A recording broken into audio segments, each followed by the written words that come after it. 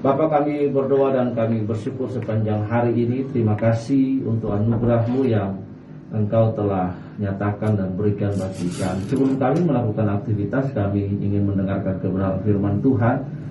Karena Roma 10 ayat 17 berkata bahwa iman timbul oleh pendengaran dan pendengaran akan firman Kristus. Tolong kami sehingga apa yang kami dengar, yang akan kami pelajari hari ini, Yohanes 10 ayat 17 berkata bahwa jika kami mengenal kebenaran, kami akan dimerdekakan oleh kebenaran. Dan siapa kebenaran itu? Yohanes 14 ayat 6 berkata, Yesus berkata bahwa akulah jalan, kebenaran dan hidup. Kami berdoa dan mengucap syukur dan memberkati hari ini. Amin. Nah, Bapak Ibu Saudara yang dirahmati oleh kasih karunia Kristus di hari ini, mari kita membuka satu ayat firman Tuhan, satu bagian firman Tuhan dari Mazmur pasal yang ke-32. Ada dua ayat di situ yang akan menjadi perikop kita di hari ini. Kebahagiaan orang yang diampuni dosanya. Dari Daud, nyanyian pengajaran. Berbahagialah orang yang diampuni pelanggarannya, yang ditutupi dosanya. Berbahagialah manusia yang kesalahannya tidak diperhitungkan Tuhan dan yang tidak berjiwa penipu. Bapak Ibu Saudara yang dirahmati oleh Tuhan Yesus, yang dibahagiakan di hari ini di dalam Kristus, saya ingin membuka pengertian kita dahulu dengan memberikan dan mencari definisi tentang apa itu kata bahagia. Dan kita akan lihat dari Kamus Besar Bahasa Indonesia atau KKBI. Di situ yang pertama, bahagia adalah keadaan atau perasaan senang, tentram, bebas dari segala yang menyusahkan dunia, segala yang menyesakkan. Yang kedua adalah beruntung, berbahagia. Nah, kemudian bahagia dalam keadaan bahagia, menikmati kebahagiaan. Bapak Ibu Saudara yang dirahmati, adalah suatu keadaan atau perasaan senang dan tentram, bebas dari segala yang menyusahkan. Itu menurut Kamus Besar Bahasa Indonesia tentang arti kata bahagia. Kontrasnya Bapak Ibu di dalam Roma pasal yang ketiga ayat yang ke-32 berkata bahwa semua manusia telah berdosa dan kehilangan kemuliaan Allah.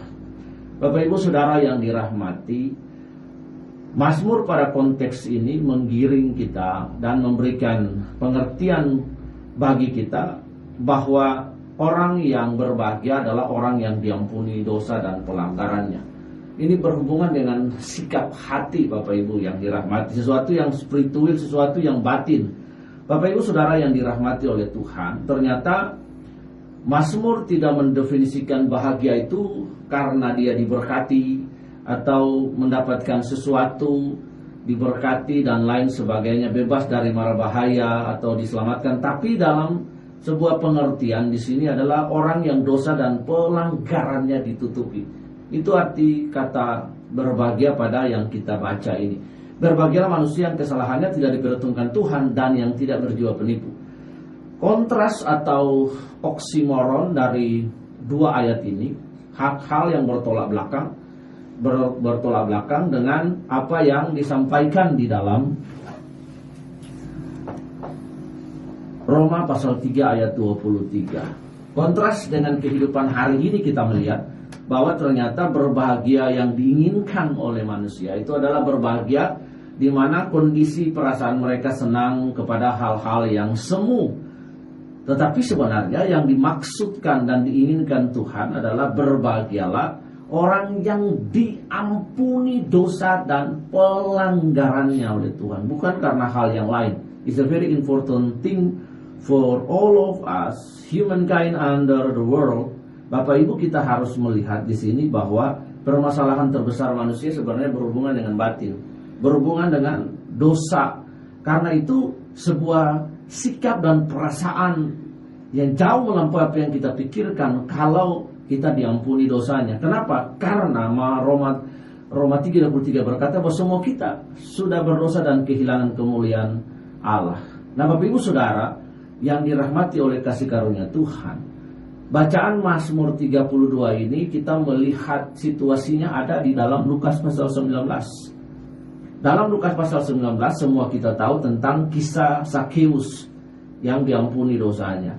Kita melihat di situ ayat yang kedua dari Lukas 19 untuk melihat apa yang dikatakan Mazmur 32 ayat pertama dan ayat kedua, maka kita membaca dalam Lukas 19.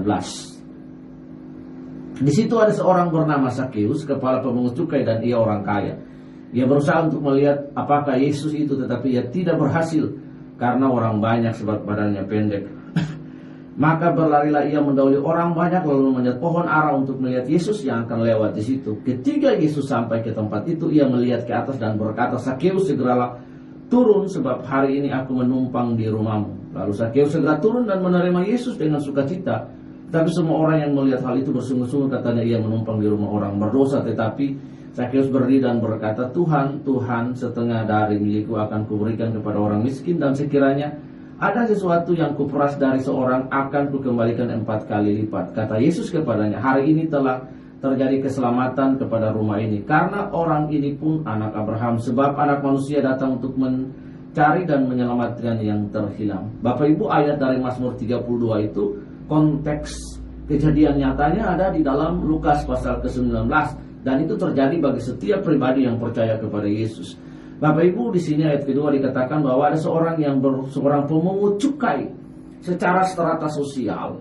Pemungut cukai ini sangat dibenci oleh orang Israel pada waktu itu, karena orang Israel diajarkan bahwa para pemungut cukai adalah orang yang berdosa, dan pemungut cukai adalah orang yang ditugaskan oleh tentara Romawi atau kerajaan Romawi yang menjajah Israel Palestina pada waktu itu untuk memungut pajak dengan standar tertentu. Kemudian selebih daripada itu dia dapat memungut untuk dirinya sendiri. Jadi di sebuah kota yang bernama Yeriho ada 3 buah kota, dan 2 diantaranya adalah Kaisarea, dan Yeriho menjadi the city of tax daripada kota Israel waktu itu yang dijajah oleh Roma. Dan dia adalah dirjen pajak waktu itu, Bapak Ibu. Sehingga dia menjadi orang yang terkaya di kota Yeriho dari hasil cukai, hasil memungut pajak. Tapi Bapak Ibu lihat di sini, kisah Sakeus ini menggambarkan apa yang kita baca tadi dalam Mazmur 32, bahwa berbahagialah orang yang dosanya diampuni, yang pelanggarannya diampuni dan dosanya ditutupi. Sakeus mengalami perjumpaan dengan Tuhan, Bapak Ibu. Dan perjumpaan dengan Yesus itu merubah hidupnya. Anugerah tanpa syarat, unconditional grace come to Sakeus, Bapak Ibu. Di situ kita melihat bahwa Sakeus diselamatkan oleh iman percayanya, supaya genaplah apa yang disampaikan di dalam Efesus pasal yang kedua ayat yang ke-8-9, bahwa oleh anugerah, oleh iman kamu diselamatkan. Itu bukan hasil usaha, itu bukan pekerjaan. Karena itu jangan ada seorang yang memegahkan diri. Dengan demikian, maka all of us saved by faith to Christ to God, not by works. Karena itu semua kita diselamatkan oleh karena iman, bukan karena perbuatan kita, bukan karena hal yang lain, Bapak Ibu, tapi karena iman percaya kita. Nah, Bapak Ibu, di sini kita melihat ayat dari Mazmur 32 ini juga digenapi dalam kehidupan Daud. Daud mempunyai dosa perzinahan, kemudian dengan Batseba dia punya rancangan sebagai rancangan untuk membunuh suami dari orang yang diselingkuhi sendiri. Tapi dia dalam Mazmur 51 dia datang mengaku dosanya di hadapan Tuhan. Bapak Ibu, dia mengaku dosanya di hadapan Tuhan dan pelanggarannya diampuni lewat pemberitaan yang disampaikan oleh Nabi Nathan. Nah, dalam perjanjian baru ini Lukas 19 ini menggenapi apa yang disampaikan Mazmur 32. Sakeus mengalami perjumpaan. Since Sakeus meet with Jesus Christ, his life changed. Karena itu orang-orang yang mengalami perjumpaan dengan Tuhan, hidupnya pasti berubah. Sakeus mengalami kunjungan anugerah. Tidak ada hal yang dibuat Sakeus supaya dia diselamatkan. Di sini kita melihat respon Sakeus atas anugerah yang datang atas kehidupannya. puncaknya adalah Yesus berkata bahwa hari ini telah terjadi keselamatan kepada rumah ini karena orang ini pun adalah anak Abraham. Digenapi di dalam Galatia pasal yang ketiga dan 14 bahwa di dalam Yesus Kristus janji Abraham, janji keselamatan bangsa-bangsa lewat Abraham itu digenapi dalam Kristus Yesus. Bapak Ibu yang dirahmati oleh kasih karunia Allah, di sini kita dapat melihat sebuah perasaan senang yang melampaui apapun.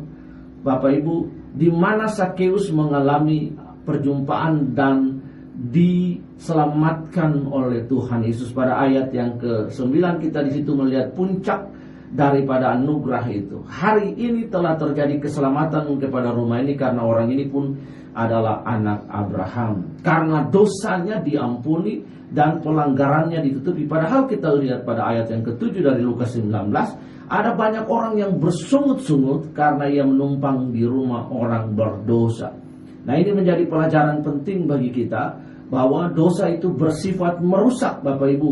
Pada ayat yang ketiga dari Mazmur 32, di situ Daud menyembunyikan dosanya, tapi yang terjadi adalah tulang-tulangku menjadi lesu karena aku mengeluh sepanjang hari. Daud tertekan. Di ayat yang keempat, Daud tertekan oleh karena dia tidak mengakui dosanya. Karena itu berbahagialah setiap kita yang diampuni dosanya dan pelanggarannya. Berbahagialah manusia yang dosa dan kesalahannya tidak diperhitungkan oleh Tuhan. Dan ini dialami oleh Sakeus ketika dia berjumpa dengan Tuhan. Bapak Ibu, secara serata sosial orang-orang menolak untuk bergaul dengan Sakeus, dan seumur hidupnya ketika dia menjadi seorang pemungut pajak di situ, dia tidak pernah memasuki bait Allah karena dilarang oleh ahli-ahli Taurat dan imam-imam. Mereka menjadi sekutunya musuh Israel, yaitu kerajaan Roma yang menjajah Israel sebagai vasal. Bapak Ibu Saudara yang dirahmati, Sakeus punya segala hal dalam hidupnya. Dia adalah orang terkaya di kota itu karena adalah dirjen pajak di kota itu. Bahkan dia berkata dalam ayat yang ke-8, kalau aku berbuat kesalahan kepada seseorang atau mengambil milik orang, aku akan memberikan, dan yang dia memeras dari orang lain maka akan dikembalikan 4 kali lipat. Bapak Ibu bisa bayangkan betapa kayanya Sakeus. Tetapi yang menjadi kebahagiaan Sakeus adalah uang tidak menjadi center dari hidupnya. Bapak Ibu, bukan berarti kita nggak butuh uang. Kita semua butuh uang. Tetapi sumber kebahagiaan itu bukan uang. Kita butuh uang untuk makan, untuk minum, untuk bekerja, dan melakukan hal apapun. Tetapi Bapak Ibu, uang itu tidak menentukan kebahagiaan seseorang. Semua kita butuh uang untuk bekerja, untuk membangun, menyekolahkan anak, dan bisnis, dan lain sebagainya. Tetapi hendaklah kita memahami bahwa uang itu bukan sumber kebahagiaan manusia. Sumber kebahagiaan manusia adalah dia menerima, dia mengetahui bahwa dia punya pelanggaran, dia punya dosa, dia punya kesalahannya itu diampuni oleh Tuhan Allah sendiri. Perjumpaan yang dialami oleh Sakeus ini, anugerah yang datang kepada Sakeus, dan responnya atas anugerah itu merubah seluruh kehidupannya. Dan respon atas anugerah itu adalah dia melakukan sebuah hal yang namanya restitusi. Pelanggaran. Restitusi adalah pembayaran atas sebuah kesalahan kepada orang lain, utang kepada orang lain, dan lain sebagainya. Bapak Ibu Saudara yang dirahmati oleh Tuhan, mari kita starting this day with realize bahwa semua kita adalah orang yang menerima anugerah. Hari ini kalau kita belajar bersyukur bahwa Tuhan, saya bersyukur bahwa saya adalah orang yang dikasihi oleh Tuhan, saya menyadari status saya adalah orang yang diampuni oleh Tuhan, maka sepanjang hari ini kita akan bekerja dengan damai sejahtera. Bapak Ibu Saudara yang dirahmati oleh kasih karunia Kristus, mari kita menjadi orang-orang yang berbahagia dan yang diampuni dosa. Bagaimana untuk menyadari bahwa saya orang berdosa? Bapak Ibu, setiap kita, para pemercaya di dalam Tuhan, tidak membutuhkan sebuah tindakan berdosa. Kita tidak perlu berbuat dosa atau baru disebut orang berdosa. Sejak lahir kita sudah berdosa. Karena itu setiap kita butuh anugerah. Bagaimana caranya supaya kita diampuni? Bapak Ibu, kita datang kepada Yesus sang pemberi anugerah itu. Dalam Amsal pasal yang ke-14 ayat 12 dikatakan, ada banyak jalan yang disangka orang lurus tapi ujungnya menuju maut. Ada banyak jalan yang disangka. Kita pikir bahwa yang pilihan kita, keputusan kita, yang kita ambil itu yang terbaik. Bapak Ibu, banyak jalan yang disangka orang lurus tapi ujungnya menuju maut. Yesus berkata dalam Yohanes pasal yang ke-14 ayat yang ke-6, I'm the way, the truth, and life. Aku adalah jalan, kebenaran, dan kehidupan. Di luar aku, bahkan tanpa Yesus tidak seorang pun sampai kepada Bapa. Dan di dalam Kisah Rasul pasal yang ke-14 ayat 12 Tuhan berkata, di muka bumi, di kolong langit ini tidak ada nama lain yang olehnya manusia dapat diselamatkan, hanya di dalam nama Tuhan Yesus Kristus. Bapak Ibu, jadi yang pertama kita menyadari bahwa I'm a sinner in the eyes of God, and all of us need grace by God. Karena itu kita menyadari bahwa karena seorang berdosa, saya butuh anugerah pagi hari ini. Bahkan untuk hidup pun kita butuh anugerah daripada Tuhan. Bapak Ibu, sebagai pencipta hari ini untuk melakukan apapun kita butuh grace. Anugerah adalah kesanggupan, kekuatan Allah yang mampukan kita untuk melakukan apa yang tidak pernah bisa kita lakukan menjadi mampu dapat. Itulah kasih karunia bagi setiap kita. Karena itu Mazmur 121 ayat 1 dan 2 berkata, aku melayangkan mataku ke gunung-gunung, where does come my help from? Itu datang daripada Tuhan yang menjadikan langit dan bumi. Jadi yang pertama Bapak Ibu, bagaimana kita menyadari bahwa I am a sinner, dan disebut karena itu saya butuh anugerah. Karena itu saya butuh anugerah. Bagaimana untuk mendapatkan anugerah itu? I come to Jesus. Saya datang kepada Yesus. Seperti Sakeus, responnya untuk melihat. Sakeus bukan orang yang sembarangan. Dia orang yang kaya. Dia punya segala sesuatu. He have everything in his life. Tetapi ada the emptiness room in his heart. He need Jesus as a creator. Dia butuh Tuhan sebagai pencipta untuk hadir dalam hidupnya. Apa Bapak Ibu mengharapkan bahwa ketika Bapak Ibu punya segala sesuatu sekali dalam dunia ini, apapun saudara sudah punya segala sesuatu melimpah, tapi saudara tidak punya damai sejahtera dalam hidup ini. Karena itulah Bapak Ibu, Yesus sebagai juru selamat sebelum dia datang dalam inkarnasinya sebagai manusia, Allah yang transenden itu menjadi imanen dalam pribadi Yesus. Bapak Ibu, kita melihat di sini bahwa karena begitu besar kasih Allah akan dunia ini sehingga dia mengeluarkan yang tunggal supaya setiap orang yang percaya kepadanya tidak binasa, melainkan memperoleh hidup yang kekal. Saya menyadari saya orang berdosa, saya perlu datang kepada Tuhan Yesus sang pemberi anugerah itu. Bapak Ibu, di sini sama seperti Sakeus, responnya atas anugerah itu, keinginan kerinduan untuk datang kepada anugerah, dan ketika dia bertemu dengan anugerah tidak ada syarat apapun. Bapak Ibu, unconditional grace untuk mendapatkan anugerah, untuk mendapatkan keselamatan, dia tidak butuh apapun. Dia hanya butuh datang kepada Yesus. Ada sebuah lagu yang bagus sekali dan itu menjadi background saya dalam podcast audio yang saya buat.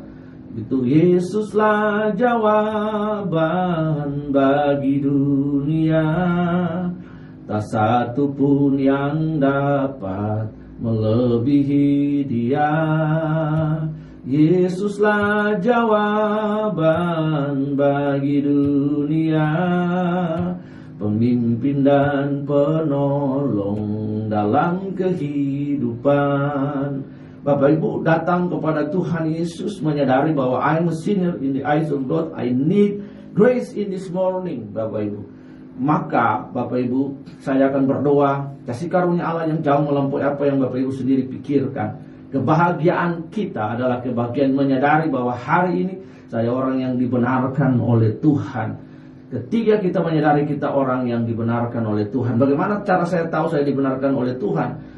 Saya adalah ketika saya datang kepada Yesus, saya menerima Tuhan Yesus. Di situ dikatakan bahwa karena begitu besar kasih Allah akan dunia sehingga Ia mengaruniakan Allah yang tunggal supaya saya yang percaya kepadanya tidak binasa. Saya percaya dalam Efesus pasal 2 ayat 8 bahwa kita diselamatkan karena percaya kepada Allah. Mari kita lihat lagi satu ayat di dalam Yohanes pasal yang pertama. Di situ dijelaskan ayat yang ke-12 bagi kita Bapak Ibu, dikatakan di situ bahwa tetapi semua orang yang menerima Tuhan Yesus diberinya kuasa supaya menjadi anak-anak Allah, yaitu mereka yang percaya di dalam namanya. Bapak Ibu yang dirahmati oleh kasih karunia Tuhan, datang kepada Yesus, percaya, menerima Dia menjadi Tuhan dan Juru Selamat.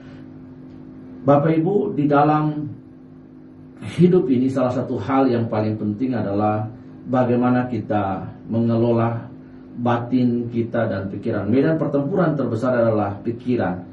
Dan di sini Daud mengalami ketidaktenangan hidup dalam batin, di dalam pikirannya.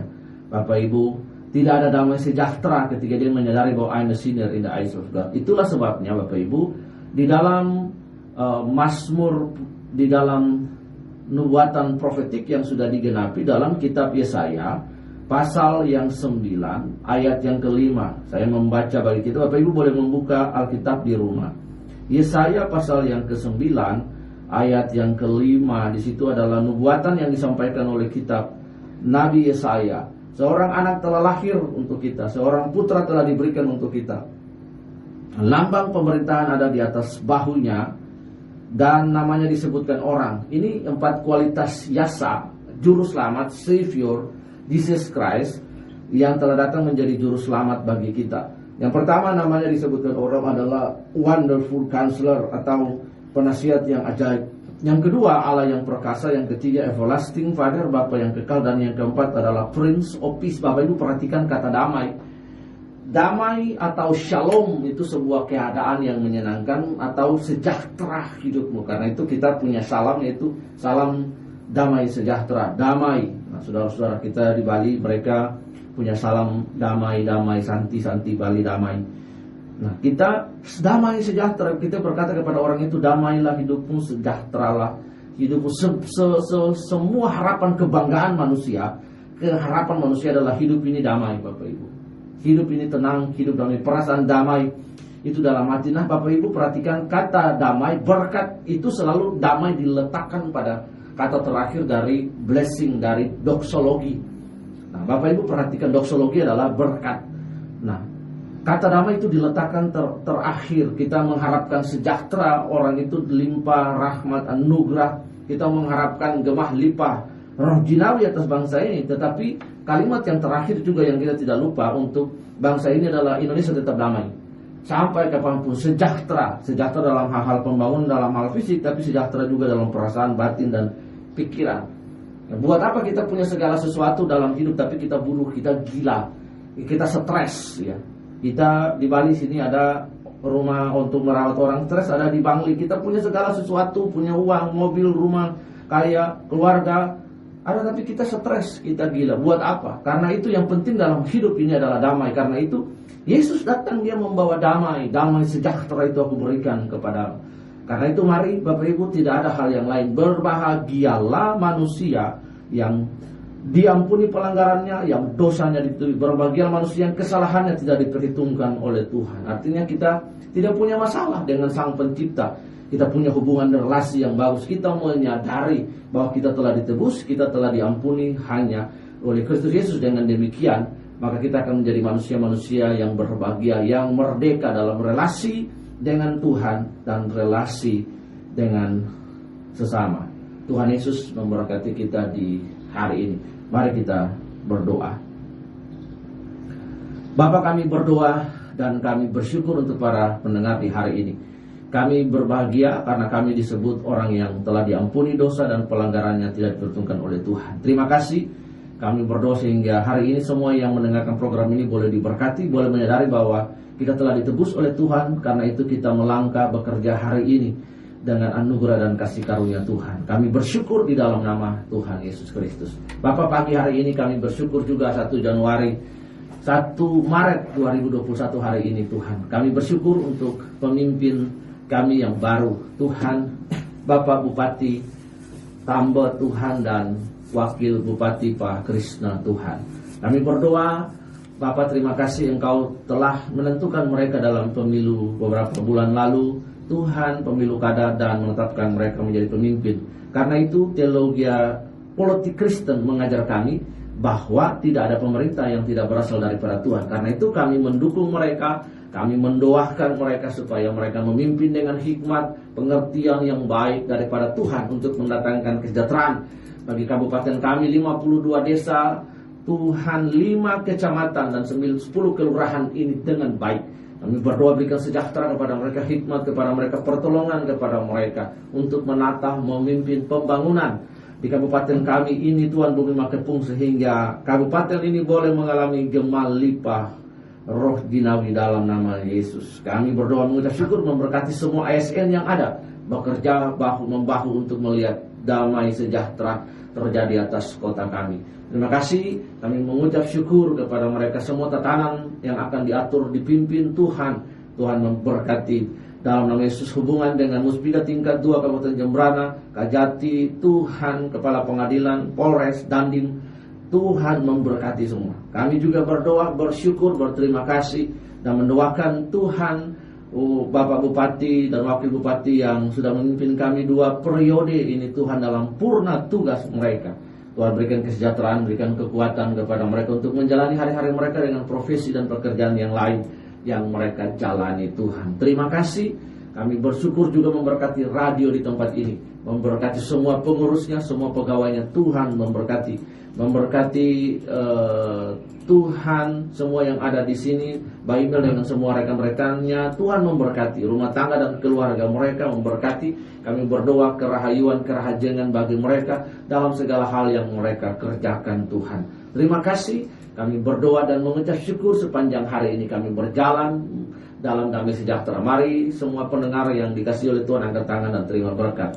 Allah menghadapkan wajah kepada kami, menyinari kami dengan wajahnya dan memberikan kami damai sejahtera yang jauh melampaui apapun. Dengan kesadaran ini kami berjalan menerima berkat Tuhan sepanjang hari ini, bekerja dengan damai sejahtera Tuhan. Di dalam nama Tuhan Yesus kami berdoa dan mengucap syukur. Haleluya. Amin. Tuhan Yesus memberkati kita semua. Saya ingin mengucapkan sekali lagi selamat kepada Bapak Bupati kami yang baru untuk memimpin kami warga Jembrana ini ke depan. Kami berharap ada hal-hal yang baik, pembangunan yang baik bagi kami. Dan juga berterima kasih untuk kepemimpinan Bapak Putu Arta dan Bapak Cembang yang sudah memimpin Kabupaten Jembrana ini dalam 2 periode. Untuk purna tugas mereka, sehat selalu Bapak dengan keluarga dan pekerjaan-pekerjaan lain. Kiranya Tuhan Yesus memberkati Bapak. Amin. Terima kasih.